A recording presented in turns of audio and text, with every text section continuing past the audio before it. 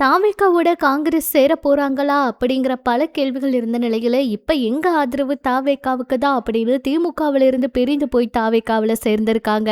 அது மட்டும் இல்லாம இனி தொடர்ந்து நாடாளுமன்றம், உள்ளாட்சி தேர்தல் எல்லாத்துலயுமே தாவேகா கூட தான் கூட்டணி அப்படிங்கறதையும் சொல்லியிருக்காங்க. இப்படி ஒரு விஷயத்தை யாருமே எதிர்பார்க்கவே இல்லை. ஆனா இதுக்கு முன்னாடி திமுக காங்கிரஸ்குள்ள கூட்டணி சமயத்திலேயே தேர்தலுக்கு முன்னாடியே பிரச்சனைகள் இருந்தது தெரிய வந்திருக்கு. அந்த சமயத்திலேயே விஜய் அவர் பல முயற்சி பண்ணிட்டு இருந்தாரு காங்கிரஸை தன்னோட கூட்டணிக்கு கொண்டு வர. அந்த வகையில இப்ப வெற்றி பெற்றதுக்கு அப்புறமா இவங்க ரெண்டு பேருக்கும் சுமூகமான பேச்சுவார்த்தை முடிந்து இப்ப தாவேகா காங்கிரஸோட கூட்டணியை பெற்றிருக்கு. இது எல்லாமே முன்னாடியே பிளான் பண்ணி வச்சதா அப்படிங்கிற கேள்வியும் இருக்கு. அந்த வகையில தாவேகாவுக்கு ஆதரவு கொடுக்க இப்ப காங்கிரஸ் போனாலும் திமுக தரப்புல இருந்து இது மிகப்பெரிய துரோகம் அப்படின்னு சொல்லியிருக்காங்க.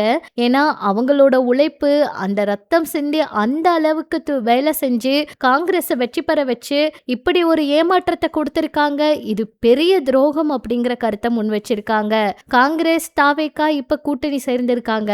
அடுத்து தாவேகாவுக்கு யார் ஆதரவு கொடுக்க போறாங்க, யார் ஆதரவு கொடுத்து விஜய் அவர் முதல்வராக போறாரு அப்படிங்கிற மிகப்பெரிய எதிர்பார்ப்பு இருக்குங்க. இது பற்றி உங்களோட கருத்துக்களை சொல்லுங்க.